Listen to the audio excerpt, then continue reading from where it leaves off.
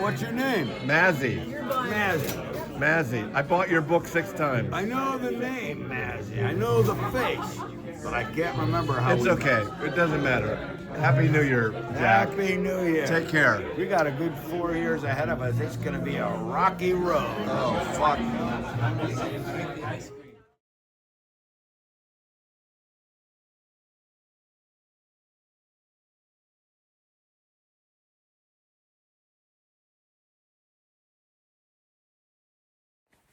That was Jack. Who the hell is Jack? I first ran into Jack in the late 1970s. I'm thinking around 1977. North Beach area, the basically San Francisco equivalent to Greenwich Village, with the beat poets in the late 50s, City Lights books, the cafes, the jazz clubs, the bohemian lifestyle, if you will. City Lights is still there, and there's this nice group of bars that are still there. Vesuvio's right across the alley, which is now Chris and Jack Kerouac Alley, appropriately enough, and that is Vesuvio's. Across the street is Specs, where that video was shot with Jack, and next to it Tosca's, which is one of the most beautiful bars in San Francisco, old school Italian. The jukebox there, if it's still the same, used to have opera and country music. It's probably been updated because they've added a restaurant and it's more upscale now, but you still need to go to the bar and have a drink there. It's such a great place. But Jack used to work at a place on Upper Grant, Upper North Beach, past Cafe Trieste, right before the Savoy Tivoli, a club where I first saw the Ramones in 1977 twice. I think they played a week there or 4 or 5 nights there. And so many other great, Jim Carroll there, Southside Johnny there, until the volume was too loud and they had to, pull back there.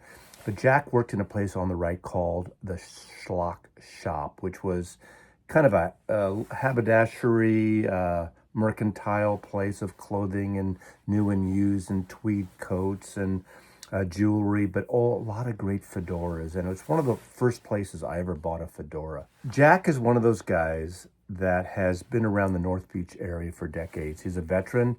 He's worked in almost all the bars at one time or another in North Beach area. He lives there. He still lives there. I run into him every single time I go there. And as you can see in that video, he still really doesn't know who I am. Nor that he should.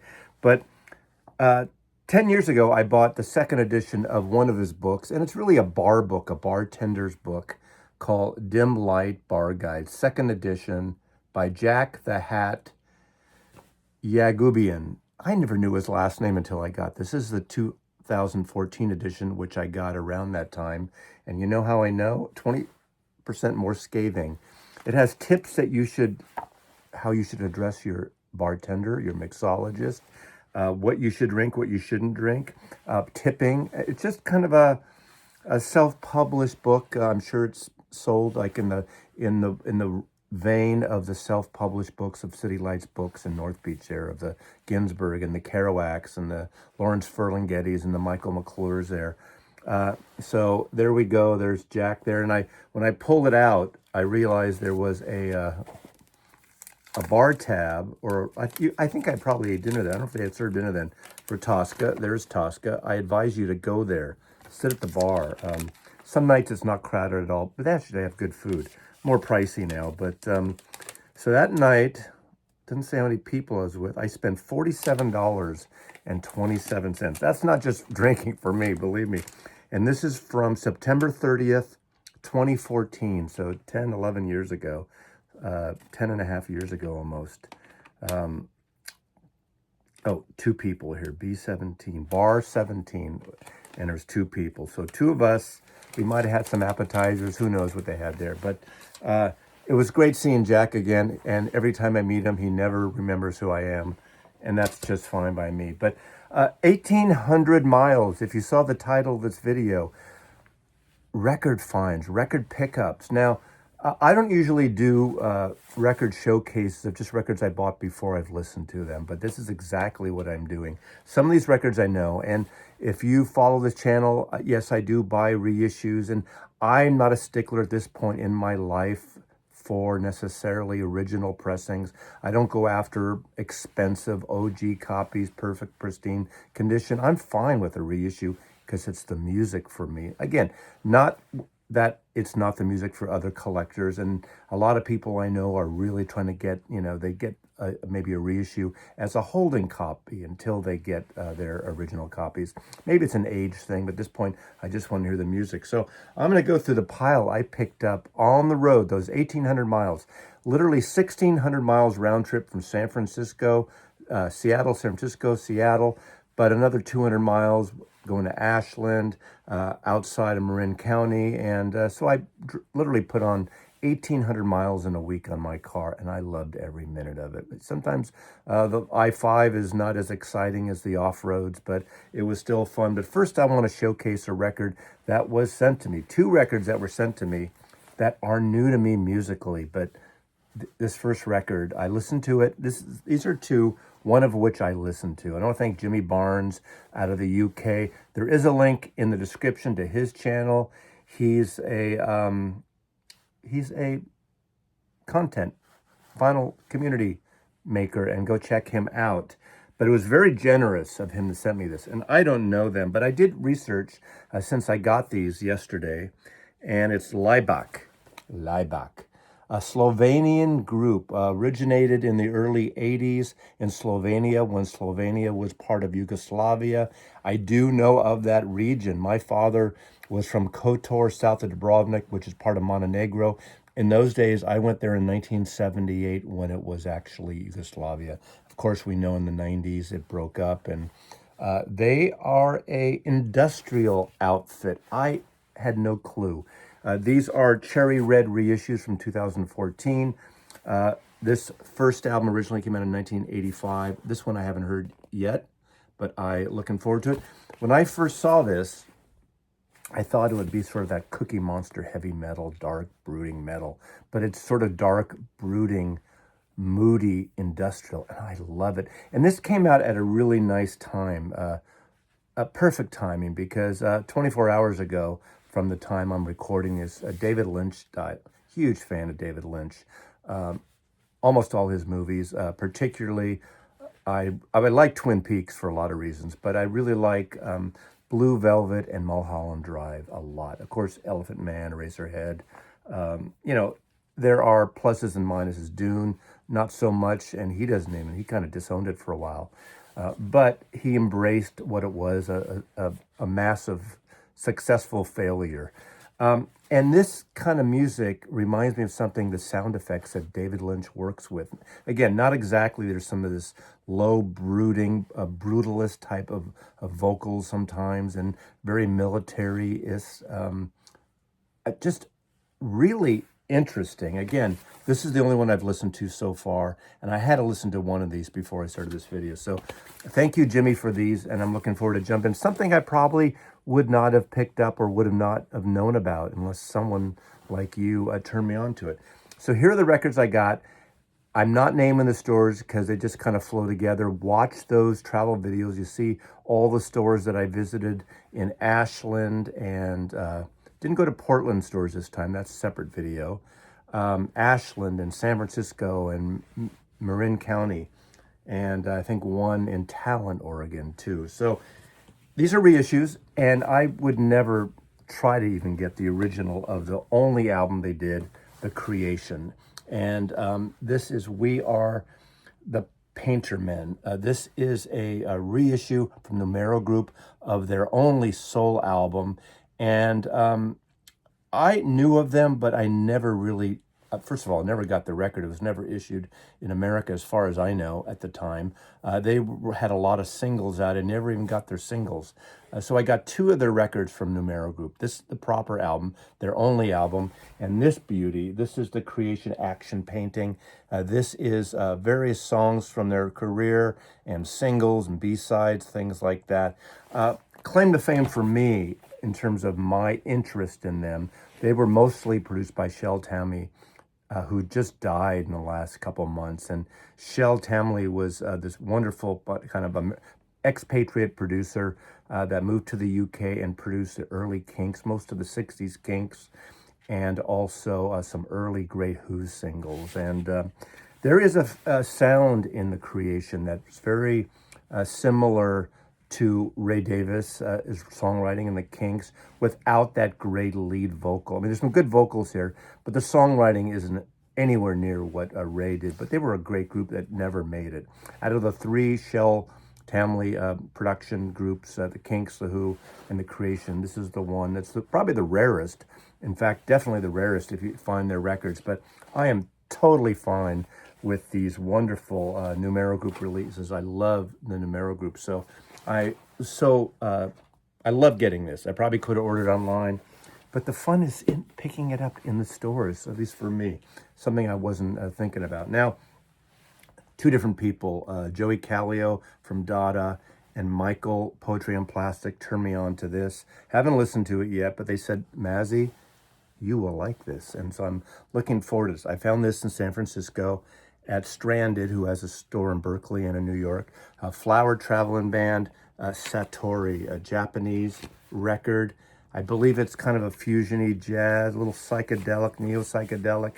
Don't know really much about it since I haven't heard it. This wonderful kind of Jai Guru Deva Om insert, beautiful. So it could have, I assume, it has some mystical Eastern flares. So it looks definitely more Eastern in terms of India or South Asia, actually, than Japanese. Again, someone is going to tell me I am totally off base on this, but again, I haven't listened to it. It was on the recommendation of those two friends of mine. So I picked this up, looking forward to that. This is one, I was looking if you saw one of the shots at Moon, the Moon store in Eugene, Oregon. I went through the international section to see if there's any Analog Africa records that I don't have. I have pretty much the entire catalog, with a few exceptions that have snuck by. So I always looked through this and I found this. This is not Analog Africa, but it's in that vein. This is Ghana Special, Volume 2. So if I like this, I might have to seek out Volume 1. Soundway, this is not Analog Africa. And this is Electronic High Life and Afro Sounds from the Diaspora, 1980 to 1993. 18 Burger High Life Electronic Afrobeat Reggae track, a period of movement, emigration, and innovation. A beautiful kind of pop art, psychedelic cover. I love this kind of stuff. These are, this is a great comp, I think. Again, it's new to me, but I love those kind of things. I just blast them in the house and hang around. Now, I love Cesaria Evora. She's not with us anymore. In a way, kind of a Brazilian, but she's not from Brazil. One of the islands in that area, and I totally blanking out. But in the 90s, I got so into her music, and I think I have 6 or 7 of her CDs. Now, this album, Me Carinhosa, is posthumous, came out after her passing. And the only place I found her records now, the only people I know putting them out are Music and Vinyl. They license from Sony Music, RCA in Europe and South America. And one of their albums that I got last year, Music on Vinyl, sounded amazing. Beautiful reproduction of cover art, beautiful voice, very uplifting, very positive and good feeling. I would buy every record of her if it transferred to vinyl. Yes, I love the CDs and they're great, but what a great artist and just beautiful, beautiful music. Cesaria Evora, fantastic. This is one I just got on a whim. I was looking in the sort of avant-garde electronics section, and this is from a soundtrack that apparently, Didn't You Hear, the first completely electronically scored motion picture. Experience sounds and sensations you never have before. And this is produced and art directed by Skip Sherwood. That's the movie. Widestream Technicolor. So this is a soundtrack, but the composer is the reason I bought it. It is composed by Mort Garson, and Mort Garson was an electronic pioneer, did a lot of avant-garde, so did some very commercial work on that electronic sounds, cosmic sounds on Elektra Records in '67 that Jacques Holstman pulled together with I guess Beaver and Krause and other artists in it, that beautiful narration of Aries and Taurus and Virgo and Capricorn. And I have a few different collections of work of Mort Garson. Very innovative, important in electronic music. So I'm looking forward to this. Haven't heard it at all. Apparently this film debuted in Seattle at some point. There's some Seattle connection here. What does it say here? Originally available only in the lobby of the theater at screenings of the movie in Seattle. So it's the only place you could get this soundtrack way back in 1970, apparently. Don't know it. I might have to seek out the movie if I like it. But half the time the movies are disappointing and the soundtracks are better.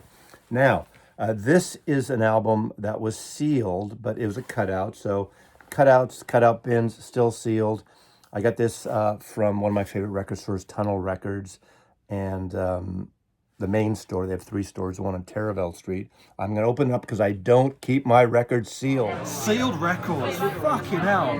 What's all that about? If you're going to buy a record, play the fucking record. Don't just stick it on a shelf. Play the fucking record. What's the point of enjoying the music and having records if you're going to keep them sealed, right? This is James Brown, Hell. I'm not sure I've ever heard this record. It's a double album. What a great, cool-ass cover. There he is. The horizontal format works better like this. So, gatefold, of course, Polydor Records. You know, there needs to be a really good reissue program. Some of the stuff comes out. I don't know all of James Brown records, but I've heard so many of them over the years, and it's hard for me to follow what record is what. Of course, Live at the Apollo is one of the greatest ones. And, of course, I have different comps and CDs and vinyl and stuff. But it was sealed, and I grabbed it, and I'm looking forward to it because you can't go wrong with any of that. Now, this is probably the rarest record I picked up. I've been on the lookout for Saints Records and Radio Birdman from Australia. This punk, proto-punk band from the late 70s. And this one at Warner Brothers. I had this record way back because my friend at Warner gave me a promo copy, and I found another promo copy. Now, it wasn't expensive. This is the thing. It was more than it was $29, okay? It would have been a lot more if it wasn't ripped on the back. However, the vinyl is perfect. So it goes up for perfect vinyl. It goes down for bad covers. It goes up again being a promo copy. And it's on Warner Brothers and Sire Records, actually, with distributed by Warner Brothers. Not white label, but Radio Birdman radios appear.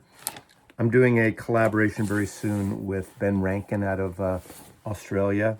Here is the original inner sleeve right there.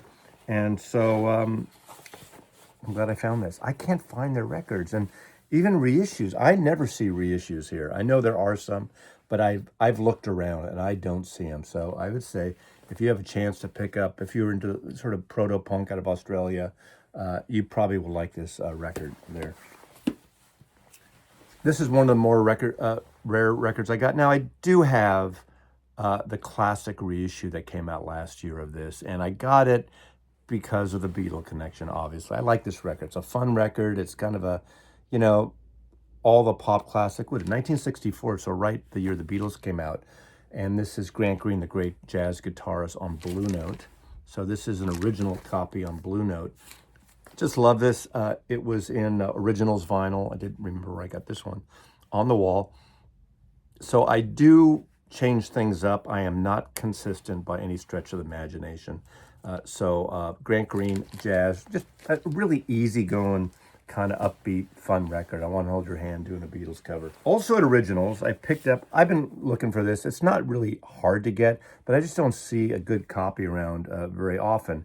This was a punch copy, and this is the later pressing of this with the dark blue. And this is Court Blackbird's Donald Byrd. I love this record. it's just a cool kind of a groovy, funky kind of record, very soul jazzy.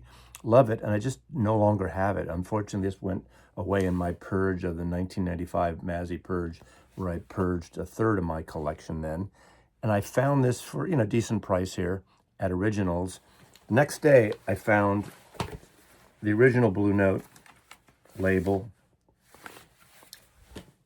and a better cover. So I'm going to trade this away to someone. If you're looking for it, reach out to me. Do a fair trade, or if you want to buy it. But yeah, I'm not just here to sell records to you. That's not today, at least. But Donald Byrd. So I got 2 copies. When you know how you're looking for something, and you never find it, and then you find it, and the next day you find it again. That's happened to me several times over the years. Now, this is a record I've been on the hunt for, too. For a while, you could find all the CTI stuff cheap everywhere. But for whatever reason, Red Clay, you don't see a lot. Now, this is a music on vinyl copy. I don't care. I just want the music. So a lot of the stuff sometimes is, well played, and you see them around. So I just bought this. I picked it up. I picked this up in Ashland, Oregon at Coop Records. Freddie Hubbard, Red Clay. Great jazz record. CTI can be schmaltzy. That's not quite as schmaltzy. It's a little out there, too, which is kind of cool. But not far out there. I'm a big Buck Owens fan. I try to pick up most of his records on Capitol. For some reason, I don't have the one here. This is the Carnegie Hall concert. How great is that with the nudie suits in front of New York City's Carnegie Hall there? Is that West 57th Street, I think, as I recall? Unfortunately, right over here used to be the Carnegie Deli. Long gone there. Love that place. I love that. I don't usually keep stuff in the shrink, but when you see the $1.57 Capitol Records, this is a mono copy too. It's a mono copy. Haven't played it yet, but I know this record. I think I have a comp or a CD thing with that on it. Now, I got this Norman Blake. I have some of his records, some of the great Newgrass records. In the 70s, I had a lot of his music, and again, during the Purge, a lot of it went away. There's this whole acoustic grass people around that time. Obviously, David Grisman and Norman Blake. Some of these guys would play with Jerry Garcia. I really like Mike Aldridge on the dobro, his stuff. I like bluegrass, especially the newgrass stuff. Yeah, I like the Bill Monroe, of course. How can you not? If you like, and Doc Watson and the country, that stuff. Love the real deal there. His records, Tony Rice as well. His records usually sound immaculate. This is on Rounder Records, 1985. I haven't heard this particular record, but it's $15, and I decided to pick it up because I love the recordings of these records, acoustic sound records, and his wife Nancy on mandolin. I bet you it's beautiful. Also, there's cello on here too, and banjo and fiddle. So it's exactly what you expect it to be: newgrass, rootsy music, beautifully recorded. This one I've never seen before, and here, yes. Jesus Loves Me, apparently. I've never seen this record. This is on Tacoma Records, and this is John Fahey. I never see this. How could I have never seen this record? This is 1980. Interesting that I've never seen it. 1980. Yes, Jesus Loves Me. Stand Up for Jesus. Lord of All Hopefulness. All Through the Night. So some of it has a little bit of, looks like part of it is a little bit of follow-up to his wonderful Christmas album. Lord, I Want to Be a Christian in My Heart. Faith of Our Fathers, and it goes on and on and on. Let All Mortal Flesh Keep Silence. Jesus Christ is Risen Today. Yes, Jesus Loves Me, reprise. I've said it before, I love gospel music, gospel-y music, songs about Jesus. I'm not a believer, but I don't care. I mean, he's one of us, Jewish guy. Carpenter, rabbi, leader, but probably a cool record. So I'm looking forward. Instrumental record, great guitar player, primitive guitar, new age guitar. Now, I didn't know this was on vinyl. I don't know why it surprised me that's on vinyl, and it was cheap, but it's Luca Bloom. I have all his CDs from this period when he was on Reprise Records.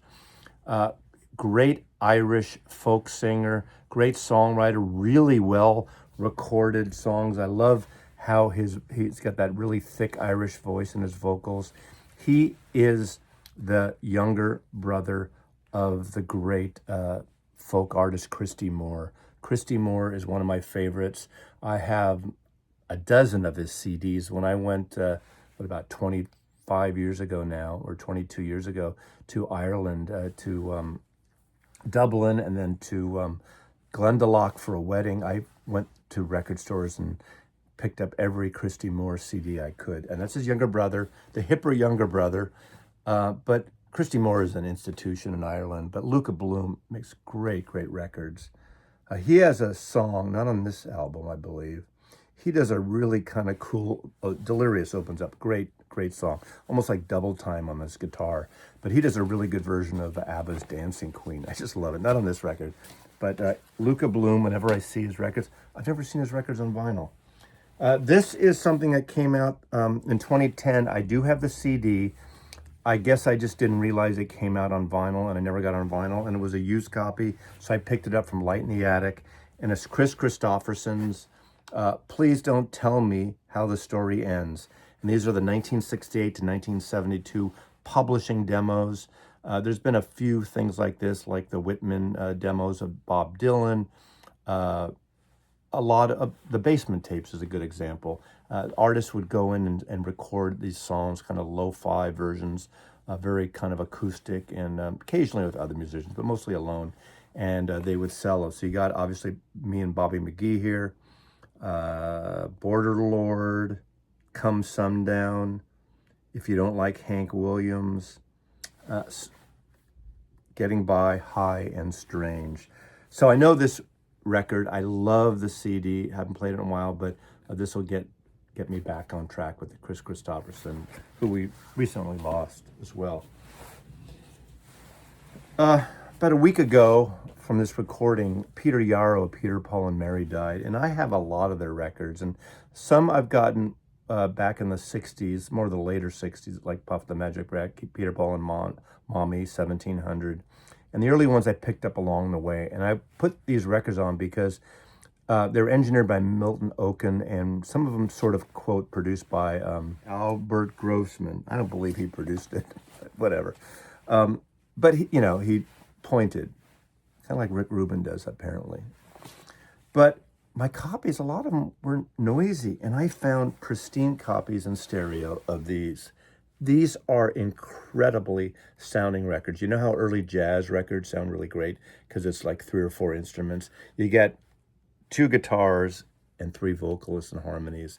These sound amazing. In the Wind is one of my favorite sound-wise here. Of course, there are some songs from Dylan, because Grossman really kind of, part of the plan was putting Peter, Paul, and Mary together to record Dylan songs because people weren't into Dylan's voice. Song Will Rise. It's more the serene side of folk music and politics.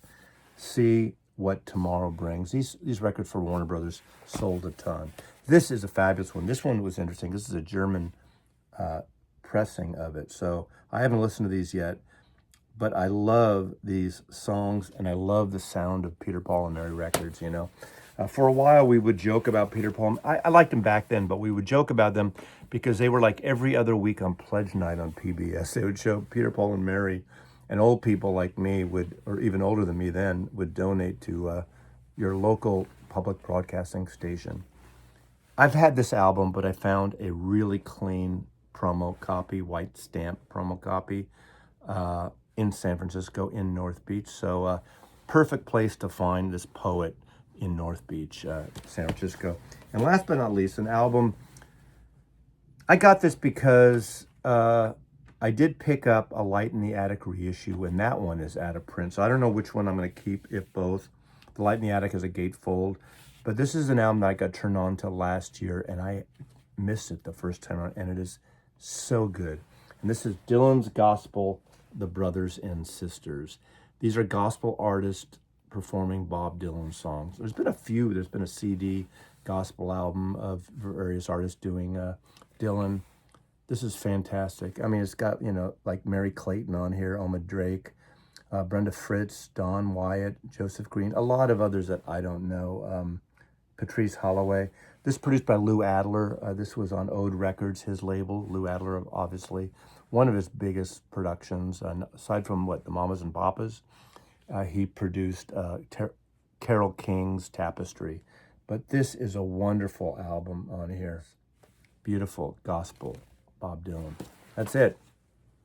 1,800 miles, and my boot heels are weary. Thank you for watching. We'll see you next time. Mazzy loves you.